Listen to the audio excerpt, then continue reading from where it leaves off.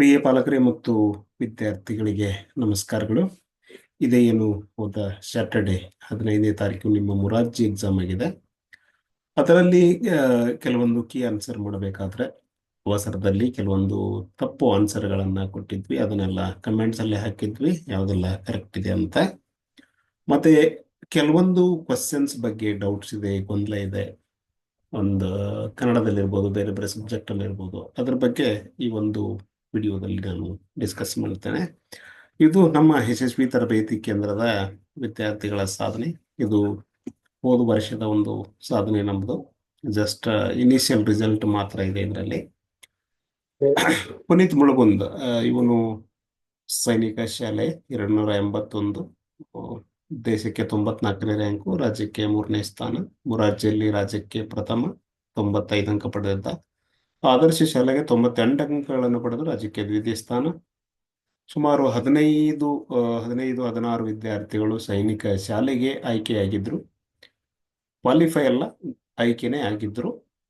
ಅರ್ಹತೆ ಪಡೆಯುವುದಂದ್ರೆ ಬೇರೆ, actual selection ಬೇರೆ. 15ರಿಂದ 16 ವಿದ್ಯಾರ್ಥಿಗಳು ಸೈನಿಕ ಶಾಲೆಗೆ ಆಯ್ಕೆಯಾಗಿದ್ರು. ಮತ್ತು 2 ವಿದ್ಯಾರ್ಥಿಗಳು ನವೋದಯ, ಪುನೀತ್ ಮತ್ತು ನವೀನ್ ಕುಮಾರ್. ಇವನು ನವೋದಯದವರು. ಈ ವಿದ್ಯಾರ್ಥಿನಿ 92 ಅಂಕಗಳನ್ನು ಪಡೆದು ರಾಜ್ಯಕ್ಕೆ 10ನೇ ಸ್ಥಾನ ಮೊರಾರ್ಜಿಯಲ್ಲಿ ಪಡೆದಂತ ವಿದ್ಯಾರ್ಥಿನಿ. ಇದು ಅದಕ್ಕಿಂತ ಮುಂಚಿನ ಒಂದು ಫಲಿತಾಂಶ. ಸುಮಾರು 8 ವಿದ್ಯಾರ್ಥಿಗಳು ಆಳ್ವಾಸ್ ಶಾಲೆಗೆ ಆಯ್ಕೆಯಾಗಿದ್ರು.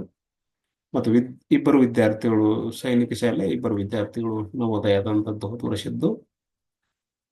ಈ ವಿದ್ಯಾರ್ಥಿ ರಾಮದುರ್ಗ ತಾಲೂಕದಲ್ಲಿ ಬರುವಂತಹ ಆದರ್ಶ ಶಾಲೆಗೆ, ತಾಲೂಕಿಗೆ ಪ್ರಥಮ ಮತ್ತು ರಾಜ್ಯಕ್ಕೆ 5ನೇ ಸ್ಥಾನ ಪಡೆದಿದ್ದ. ಆಳ್ವಾಸ್ ಕೂಡ ಆಗಿದ್ದ. ಇವನು ಸೈನಿಕ ಶಾಲೆ ಆಗಿದ್ದ. ಈ ವಿದ್ಯಾರ್ಥಿ ಮತ್ತು ಈ 2 ವಿದ್ಯಾರ್ಥಿಗಳು ವಿವೇಕ್ ಮತ್ತು ಮಂಜುನಾಥ್ ಅಂತ ನವೋದಯ ಶಾಲೆಗೆ ಆಯ್ಕೆಯಾಗಿದ್ರು. ಈತನು ಮೊರಾರ್ಜಿಯಲ್ಲಿ 94 ಅಂಕಗಳನ್ನು ಪಡೆದು ರಾಜ್ಯಕ್ಕೆ 21ನೇ ರ್ಯಾಂಕ್ ಅನ್ನ ಪಡೆದಿದ್ದ. ಆಳ್ವಾಸ್ ಶಾಲೆಗೂ ಕೂಡ ಆಯ್ಕೆಯಾಗಿದ್ದ.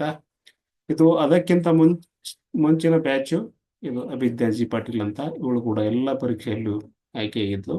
ಪ್ರಸ್ತುತ ಸೈನಿಕ ಶಾಲೆ ಬಿಜಾಪುರದಲ್ಲಿ ಓದ್ತಿದ್ದಾಳೆ. ಸೈನಿಕ ಶಾಲೆಯಲ್ಲಿ ಆ ವರ್ಷ 262 ಅಂಕಗಳನ್ನು ತೆಗೆದುಕೊಂಡು ಇವಳು GM ಕ್ಯಾಟಗರಿಯಲ್ಲಿ ಇರುವಂತಹ ಒಂದೇ ಒಂದು ಸೀಟ್ ಅನ್ನ ಪಡೆದು ಇವಾಗ ಅಲ್ಲಿ ಓದ್ತಿದ್ದಾಳೆ.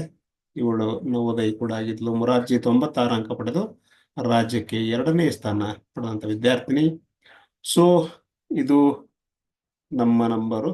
ನಮ್ಮ ಸುರೇಬಾನ್ ಮತ್ತು ರಾಮದುರ್ಗ, ಕೊನ್ನೂರು ಸುತ್ತಮುತ್ತ ಇರುವಂತಹ ವಿದ್ಯಾರ್ಥಿಗಳು ಏನಾದರೂ ನಮ್ಮಲ್ಲಿ ಅಡ್ಮಿಷನ್ ಬಯಸಿದ್ರೆ ಈ ಒಂದು ನಂಬರ್ಗೆ ಕರೆ ಮಾಡ್ಬೋದು. ನಮ್ಮದು ವಸತಿ ಇರೋದಿಲ್ಲ.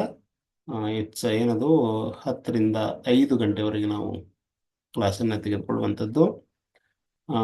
ಹೋಗಿ ಬಂದು ಮಾಡಬೇಕು. ನಮ್ಮಲ್ಲಿ ಯಾವುದೇ ರೀತಿಯಾದ ಒಂದು ಹಾಸ್ಟೆಲ್ ವ್ಯವಸ್ಥೆ ಇರೋದಿಲ್ಲ. ಮತ್ತು ಸುತ್ತಮುತ್ತ ಇರುವಂಥ ಸೂರ್ಯಪಾನದ ಸುತ್ತಮುತ್ತ ಇರುವಂಥ ಮಕ್ಕಳಿಗೆ ಒಂದು ಅನುಕೂಲ ಇದೆ.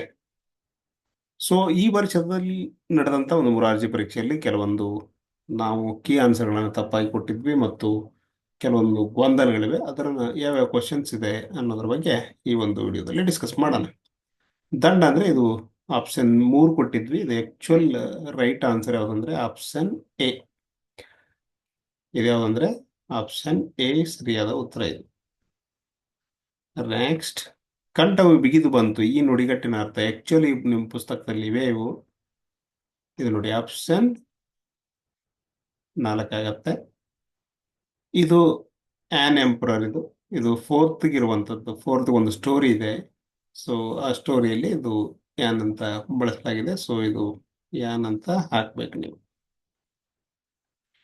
ನೆಕ್ಸ್ಟ್, ಇಲ್ಲಿ ಏನ್ ಕೇಳಿದಾರೆ ಅಂದ್ರೆ ಆಕ್ಷನ್ ವರ್ಡ್. ಆಕ್ಷನ್ ವರ್ಡ್ ಯಾವಾಗಲೂ ಸೆಂಟೆನ್ಸ್ ಅಲ್ಲಿ 2ನೇ ಶಬ್ದ ಆಗಿರುತ್ತೆ. Second word will be the action word most of the time. If there is no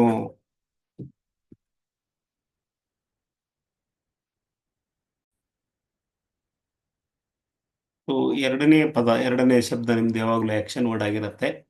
ಈ ತರ no auxiliary verbs. So for ಅನ್ನೋದು ಇದು ಆಕ್ಷನ್ ವರ್ಡ್ ಇದರಲ್ಲಿ. ಅದೇ ತರ ಗಾಡ್ಸ್, ಇದರ ಒಂದು ಅದರ್ ಜೆಂಡರ್. ಗಾಡ್ ಅಂದ್ರೆ ಗಾಡೆಸ್ ಆಗತ್ತೆ. ಬಟ್ ಗಾಡ್ಸ್ ಅಂತ ಫ್ಲೂರಲ್ ಕೊಟ್ಟಿದ್ದಾರೆ. ಸೊ ಇದು ಕೂಡ ಗಾಡೆಸಸ್ ಆಗತ್ತೆ. ಸರಿಯಾದ ಉತ್ತರ option 2. Next the meaning of the word magnificent is. ಇದು ಏನಾಗತ್ತೆ ಅಂದ್ರೆ ನೀವು ಡಿಕ್ಷನರಿ ಅಥವಾ ಇಂಟರ್ನೆಟ್ ನಲ್ಲಿ ನೋಡಿದ್ರೆ ಇದು ಒಂದು ಆಪ್ಷನ್ ಇದೆ ಅಲ್ಲಿ, ಬ್ಯೂಟಿಫುಲ್ ಅಥವಾ ವಂಡರ್ಫುಲ್ ಅಂತ. ಸೊ ನಿಮ್ಮ ಒಂದು ಪುಸ್ತಕದ ಪ್ರಕಾರ ಹೋಗ್ಬೇಕಾದ್ರೆ ಸೊ ವಂಡರ್ಫುಲ್ ಸರಿಯಾದ ಉತ್ತರ ಆಗತ್ತೆ. ಸೊ ಇದು ಸರಿಯಾದ ಉತ್ತರ.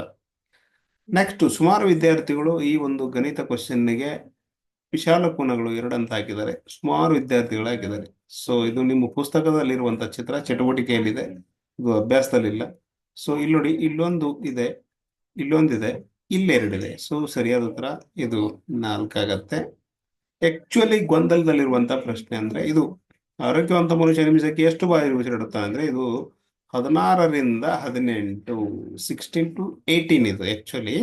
ಬಟ್ ಇದು ಆಪ್ಷನ್ಸ್ ಯಾವ ಒಂದು ಆಧಾರದ ಮೇಲೆ ಕೊಟ್ಟಿದ್ದಾರೆ ಅಂತ ಗೊತ್ತಿಲ್ಲ. ಯಾವ ಆಪ್ಷನ್ ಕೂಡ ಏನದು ಆರೋಗ್ಯವಂತ ಮನುಷ್ಯ ನಿಮಿಷಕ್ಕೆ ಎಷ್ಟು ಬಾರಿ ಉಸಿರಾಡುತ್ತಾನೆ ಅಂತ ಇದು ಆನ್ಸರ್ ಆಗಲ್ಲ. ಯಾವ ಆಪ್ಷನ್ ಕೂಡ ಇಲ್ಲಿ ಸರಿ ಇಲ್ಲ. ನಾವು ಒಂದು ಪುಸ್ತಕದಲ್ಲಿ ಎಲ್ಲೋ ಒಂದು ಕಡೆ ಸರ್ಚ್ ಮಾಡಬೇಕಾದ್ರೆ ಈ ಒಂದು ಕ್ವಶನ್ ಸಿಕ್ತು ನಮಗೆ. ವಿಶ್ರಾಂತಿ ಸ್ಥಿತಿಯಲ್ಲಿರುವ ವಯಸ್ಕ ವ್ಯಕ್ತಿಯಲ್ಲಿ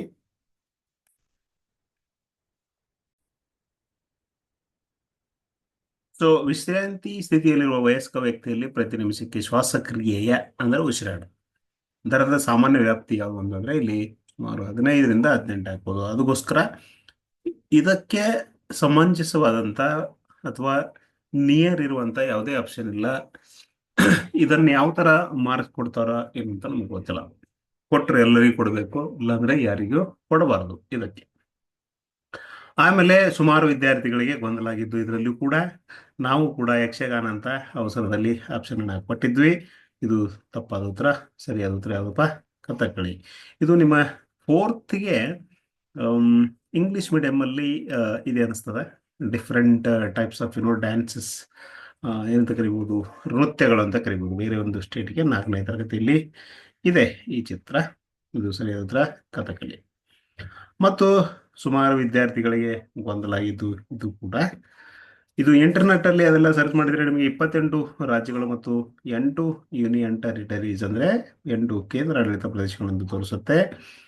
ಬಟ್ ನಿಮ್ಮ ಪುಸ್ತಕದಲ್ಲಿ ನೋಡಿದಾಗ ಇದು ಸರಿಯಾದ ಉತ್ತರ ಏನಾಗುತ್ತೆ, ಭಾರತದ ಈ ವರ್ಷ ಕೊಟ್ಟಂತ ಪರಿಸರ ಬುಕ್ದಲ್ಲಿ 9 ಅಂತ ಕೊಟ್ಟಿದ್ದಾರೆ. ಭಾರತದ 9 ಕೇಂದ್ರಾಡಳಿತ ಪ್ರದೇಶಗಳಂದ್ರೆ ಈ ತರ ಕೊಟ್ಟಿದ್ದಾರೆ ಅವರು. ಅದಕ್ಕೋಸ್ಕರ ಇವರಿಗೆ ಇನ್ ಕೇಸ್ ಅವ್ರೇನಾದ್ರೂ 9 ಅಂತ ಆಪ್ಷನ್ ಕೊಟ್ಟರೆ ಸುಮಾರು ಜನ ಅದಕ್ಕೆ ಚಾಲೆಂಜ್ ಮಾಡ್ತಾರೆ 8 ಅಂತ. ಈ ತರ ಒಂದು ಇಂಟರ್ನೆಟ್ ಅಲ್ಲಿ ಸರ್ಚ್ ಮಾಡಿ ನೀವು ಆನ್ಸರ್ಗಳನ್ನ ಅದಕ್ಕೆ ಹಾಕ್ಬೋದು. ಬಟ್ ದ ಥಿಂಗ್ ಈಸ್ ಅವರು ಏನಂತಾರೆ ಪುಸ್ತಕದ ಪ್ರಕಾರ ಹೋಗಕ್ಕಾಗತ್ತೆ. ಯಾಕಂದ್ರೆ ಮಕ್ಕಳು ಪುಸ್ತಕನ ಓದಿರ್ತಾರೆ ಹೊರತಾಗಿ ಇಂಟರ್ನೆಟ್ ಅನ್ನ ಓದಿರೋದಿಲ್ಲ. ಅದಕ್ಕೋಸ್ಕರ ಸರಿಯಾದ ಉತ್ತರ 9 ಅಂತ ಸರಿಯಾಗತ್ತೆ. ಇನ್ ಕೇಸ್ ಅವರು 8 ಅಂತ ಕೊಟ್ರೆ ಸುಮಾರು ಜನ ಚಾಲೆಂಜ್ ಮಾಡ್ತಾರೆ. ನಮ್ಮ ಒಂದು ಪರಿಸರ ಪುಸ್ತಕದಲ್ಲಿ ನೀವು ಕೊಟ್ಟಂತ ಪ್ರಿಸ್ಕ್ರೈಬ್ಡ್ ಬುಕ್ ಅಲ್ಲಿ ಇದು 9 ಅಂತ ಇದೆ. ಸೊ ಸರಿಯಾದ ಉತ್ತರ 9 ಆಗ್ಬೇಕು ಅಂತ ಅವರು ಚಾಲೆಂಜ್ ಮಾಡ್ಬೋದು ಸುಮಾರು ಜನ. ಅದಕ್ಕೋಸ್ಕರ ಇದನ್ನು ನೋಡ್ಬೇಕು ಏನ್ ಕೊಡ್ತಾರೆ ಆನ್ಸರ್ ಅಂತ. ಬಟ್ ಸರಿಯಾದ ಉತ್ತರ ಶುಡ್ ಬಿ 9. ಸೊ ಇದು ಪ್ರಶ್ನೆ ಆಯ್ತು. ನೆಕ್ಸ್ಟ್, ಪರಿಸರದಲ್ಲಿ ಇದು ಒಂದು ಪ್ರಶ್ನೆ ಇತ್ತು. ಇದು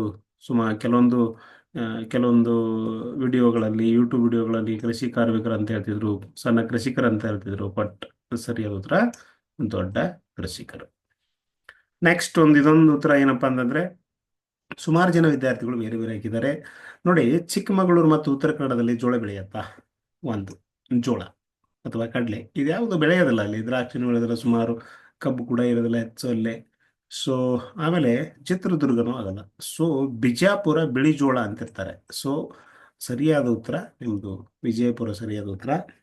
ಸೊ ಈ ಒಂದು ಸುಮಾರು ಪ್ರಶ್ನೆಗಳು ಸುಮಾರು ವಿದ್ಯಾರ್ಥಿಗಳಿಗೆ ಇರುವುದು, ಪಾಲಕರಾಗಿರ್ಬೋದು ಕೆಲವೊಂದು ಗೊಂದಲಗಳನ್ನ ಉಂಟು ಮಾಡಿದ್ದು. ಮತ್ತು ನಾವು ಕೀ ಆನ್ಸರ್ ಹೇಳಬೇಕಾದ್ರೂ ಕೂಡ ಕೆಲವೊಂದು ತಪ್ಪು ಉತ್ತರಗಳನ್ನ ಹೇಳಿದ್ವಿ.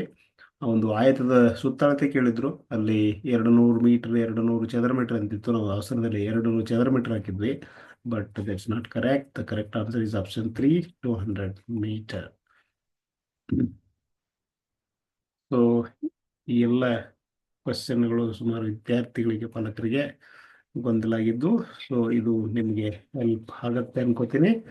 ನೆಕ್ಸ್ಟ್ ವಿಡಿಯೋದಲ್ಲಿ ನಾನು ಆ, ಈ ಒಂದು ಮುರಾರ್ಜಿಯ ಕಟ್ ಆಫ್ ಏನಿರುತ್ತೆ, ಮುರಾರ್ಜಿ ಯಾವ ಯಾವ ಕ್ಯಾಟಗರಿ ವಿದ್ಯಾರ್ಥಿಗಳು ಎಷ್ಟೆಷ್ಟು ಅಂಕ ಪಡೆದ್ರೆ ನೀವು ಆಗುವ ಸಾಧ್ಯತೆ ಮತ್ತು ಹೋದ ವರ್ಷದ ಒಂದು ರಿಸಲ್ಟ್ ಆಧಾರದ ಮೇಲೆ ನಾನು ಯಾವ ಒಂದು ಕ್ಯಾಟಗರಿ ವಿದ್ಯಾರ್ಥಿಗಳು ಎಷ್ಟು ತಗೊಂಡ್ರೆ ನೀವು ಆಯ್ಕೆಯಾಗುವಂಥ ಸಾಧ್ಯತೆ ಇದೆ ಅನ್ನೋದನ್ನು ನಾನು ನಿಮಗೆ ನೆಕ್ಸ್ಟ್ ವಿಡಿಯೋದಲ್ಲಿ ತೋರಿಸ್ತೀನಿ. ಅಲ್ಲಿವರೆಗೆ ಥ್ಯಾಂಕ್ ಯು. ಮತ್ತು ಇನ್ನೊಂದು ಏನಪ್ಪ ಅಂದರೆ, ನನ್ನದು ಯೂಟ್ಯೂಬ್ ಚಾನಲ್ ಇದೆ, ಇನ್ನು ಯಾರು ಸಬ್ಸ್ಕ್ರೈಬ್ ಆಗಿಲ್ಲ ಅಂದರೆ ಖಂಡಿತವಾಗಿ ಸಬ್ಸ್ಕ್ರೈಬ್ ಮಾಡ್ಕೊಳ್ಳಿ. ನಾನು ಹಾಕುವ ಇನ್ಫಾರ್ಮೇಷನ್ ನಿಮಗೆ ಅಪ್ಡೇಟ್ ಸಿಗ್ತಾ ಇರುತ್ತೆ. Thank you.